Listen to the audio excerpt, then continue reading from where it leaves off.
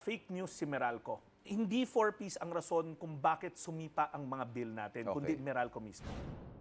Nagpapasalamat kami sa middle class natin na patuloy na nagpro-provide ng mga pondo para mapatakbo itong mga programa na to. Walang 4-piece kung walang middle class.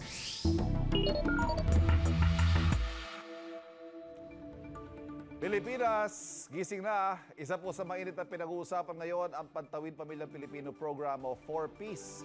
Iba't ibang reaksyon ng mga kapuso natin sa programang yan. Pakinggan natin. Pabor ako yan para sa mahihirap. Salain ng gobyerno dyan, yung talagang mahihirap, nakatulad namin. Nakakayod lang kami ng kayod ng ganito pero nakakatulong naman din kami sa namin sa gobyerno. Hindi. Nagiging cost lang yan ng anomalya eh. Dapat yan, trabaho ang ibigay. Pabor yun siyempre, sa mga tao nakatulong yun. Mga Pilipino, di ba? Hindi po. Kasi ang daming naapektuhan ng mga mamamayan na walang kinalaman sa 4-piece. Para pag-usapan yan, live nating mga kasama ngayong umaga, DSWD Secretary Rex Gatchalian. Secretary, good morning. Thank Ivan, you. good morning. Magandang umaga sa inyong lahat. Thank you for having me. Welcome back. Yan, Sec Rex, we are on record now. Usap-usapan nga recently, Sec, yung plano ng DSWD magdagdag ng 500,000 new beneficiaries ng 4-piece program.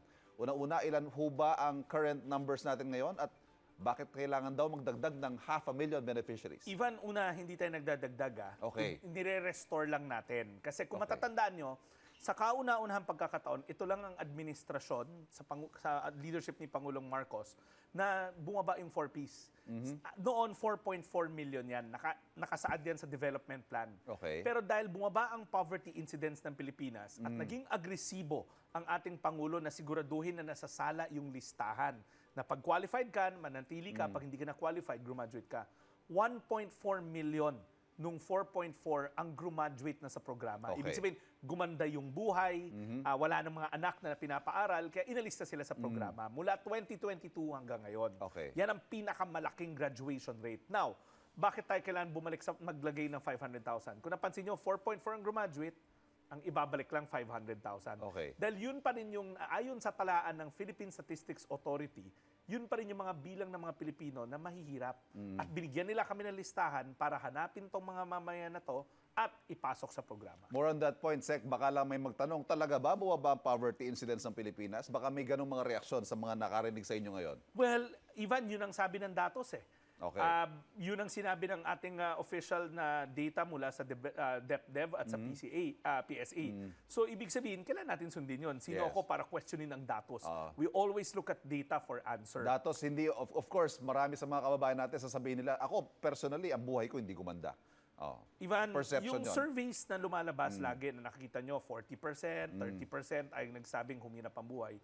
Hindi natin din-discount yung experience nila. Yes. Siyempre, experiential yun eh. Yung ano ba pinagdaraanan mo, ano yung personal mo na pakiramdam. Okay. We respect that. Alright. Pero siyempre, sa basihan natin, kailangan yung data rin. At yung sa data, yan ang ginagamit dyan, yung salary threshold. Yes. Ikaw ba ay kumikita lagpas ng 13,000, which is the threshold? Kung hindi ka kumikita, mahirap ka. Ayan, Sec, linawin natin yan kasi sino-sino nga ba ang qualified sa 4-piece at paano makakapasok dito? Nag-a-apply ho ba? May requirements ba? Una, ang listahan ay nanggagaling na sa Philippine Statistics Authority. Meron silang tinatawag, nagpapasurvey sila eh. Okay. Taon-taon, every 2 to 3 years. At doon hahanguin na ang listahan. Dati kami gumagawa ng listahan, pero ngayon PSA na. Sila na nagdidikta kung sino ang sa kanilang pagsusuri ay mahirap. Gayon yan sa survey. May pumupunta sa bahay, tapos tinitignan talaga anong estado. Pangalawa, dapat meron kang mahirap ka, at meron kang anak na below 18 years old. Marami kasi nagsabi, mahirap ako pero bakit hindi ako kasama? Pero yung mga anak nila kasi lagpas na ng 18 years old. At pangatlo, dapat, of course, paano ka mag-apply? Hindi ka nag-apply. PSA ang nagbibigay ng data namin based on their national survey every 3 years. 3 years yon. At kami na ang lalapit. Pero pag nakaligtaan ka, nakita mo mahirap ka, pasok ka sa lahat ng alituntunin, pwede kayong mag-appeal sa DSWD. May Facebook account kami at lahat doon namin hinahango ng complaints. Okay. Pati na rin yung nasabing, may sinama kayo pero hindi dapat. Pwede nyo i-grievance yun, i-complain, kami ang lalapit. So, ang basihan ng pagpasok ay PSA data at syempre may, kumbaga, appeals process, ano? So, hindi totoo yung sinasabi ho ng marami na, ay hindi, close kay Kapitan eh. Alam mo, in-endorse ni Mayor eh, yung mga Alam mo, ganun. Ivan, since ginawa tong programa 17, 18 years ago, never naman nagkaroon ng partisipasyon ang lokal na pamahalaan at ang mga barangay sa paghubog ng listahan. Maling akala yon. Okay. Talagang yung mga nagsusurvey, yung mga nagbabantay sa kanila, yung case manager nila na social worker, lahat yun empleyado ng DSWD. Walang kinalaman ng Wala local silang government. kinalaman. Okay. Hanggang ngayon, pag hinihingi sa amin ng listahan, hindi namin binibigay dahil sa data privacy at para hindi magamit Yes. sa ibang purpose. Linawin din natin, Sec, ano ba mga benepisyo ng mga 4Ps? Well, ang 4Ps kasi gusto nito baliin ang kahirapan na naisasalin mula sa isang henerasyon patungo sa susunod na henerasyon.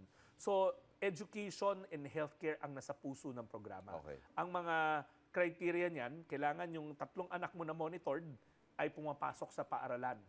Yung report card, tinitignan namin yung attendance. Pangalawa, yung mga early childhood intervention, yung mga pagpapabakuna, pagpunta sa health center, tinitignan rin namin yon. So yung dalawang yon, pag pinagsama yon, meron kang grants na hindi lalagpas sa 3,500 pesos. to.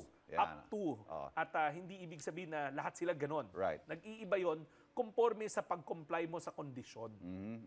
Sec, ito trending kamakailan yung issue ng lifeline subsidy sa kuryente. Nakakatanggap ng 100% discount yung 4Ps beneficiary sa may 50 ba? 50 kilowatt hours pababa na konsumo ng kuryente. Marami yung umalma rito. Understandably, kasi reklamo nila, bakit sa kanila ikinakarga ang kuryente para sa 4Ps? 3 bagay, Ivan. Ivan. Una, fake news si Meralco. Hindi 4Ps ang rason kung bakit lumaki ang pangsingil nung April. Yung bill shock na yun ang galing sa sarili nilang generation. Tumaas ang generation Strong expense words, Sec, nila. Fake news si Oo, Meralco. Kasi ang bilis Okay. ni Meralco magturo eh.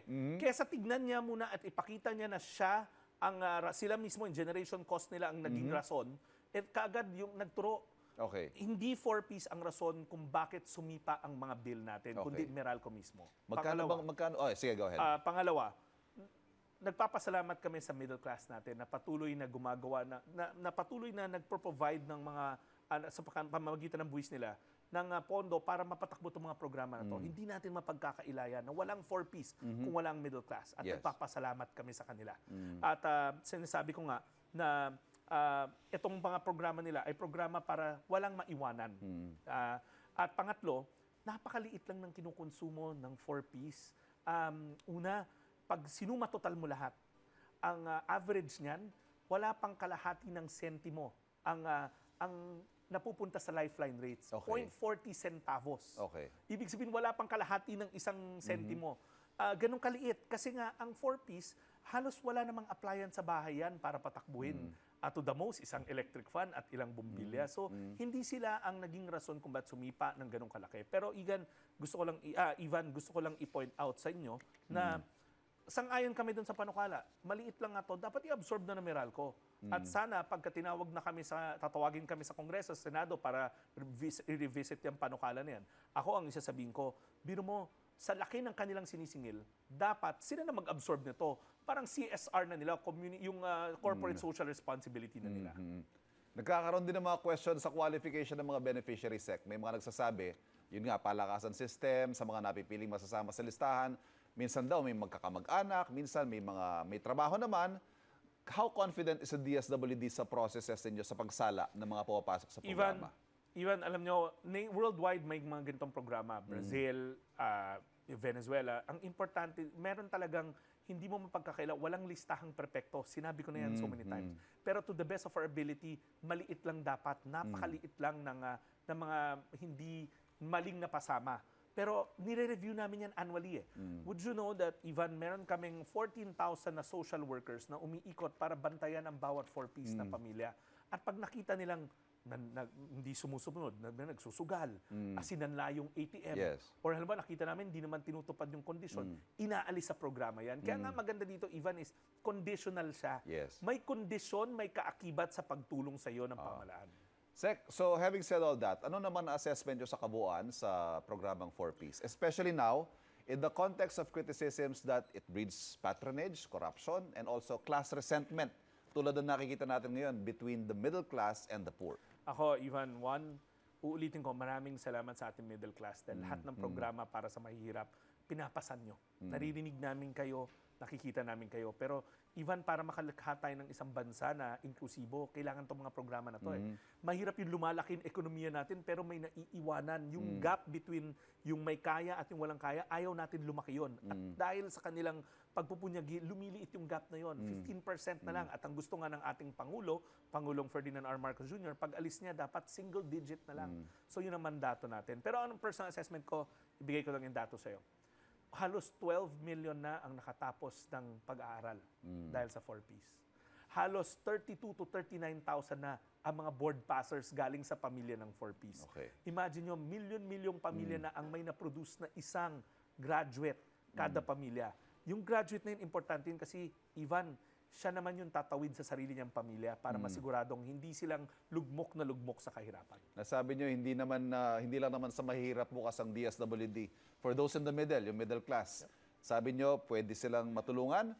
How exactly? Yan, Ivan, magandang tanong yan. Natandaan niyo yung program namin, yung AICS, kung tawagin, yung Assistance to Individuals in Crisis Situation. Pag kayo may dinadanas na medical na emergency, may namatay sa pamilya, kailangan magbalik probinsya na permanently, magtutungo lang sila sa pinakamalapit na DSWD office. Dadalin lang nila isang ID at isang patunay nung kailangan nila. Hospital bill, kontrata ng serbisyo. Ganun lang yun. May social worker mag-interview sa'yo, then you get the financial assistance na hindi lalagpas sa 10,000 kung cash. Pero pag non-cash, guarantee letters, umaabot yan ng 100,000, 200,000.